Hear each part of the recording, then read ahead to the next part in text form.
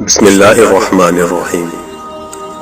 حضرت عثمان بن حنیف رضی اللہ تعالیٰ عنہ بیان کرتے ہیں، ایک نابینا شخص نبی کریم صلی اللہ علیہ وآلہ وسلم کی خدمت میں حاضر ہوا اور عرض کرنے لگا، اے اللہ کے رسول صلی اللہ علیہ وآلہ وسلم، آپ اللہ سے دعا فرمائیں کہ وہ مجھے عافیت عطا فرمائے۔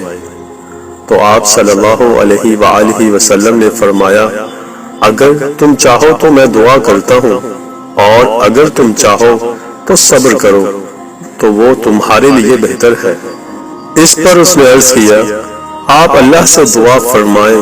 تو آپ صلی اللہ علیہ وآلہ وسلم نے اسے حکم فرمایا کہ خوب اچھی طرح وضو کرو اور ان الفاظ کے ساتھ دعا کرو، اللہم انی اسألک وأتوجه إليك بنبيك محمد نبي الرحمة إني توجهت بك إلى ربي ليقضي لي في حاجتي هذه اللهم فشفعه في۔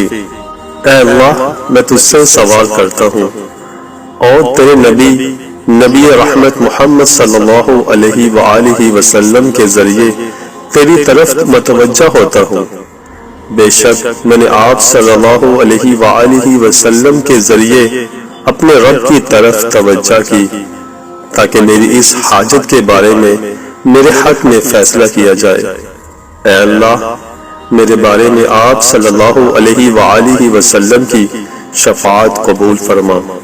آپ بھی اپنی دعاؤں میں وسیلہ نبی صلی اللہ علیہ وآلہ وسلم پیش کریں، انشاءاللہ اللہ رب العزت آپ کی تمام دعاؤں کو مستجاب فرمائیں گے۔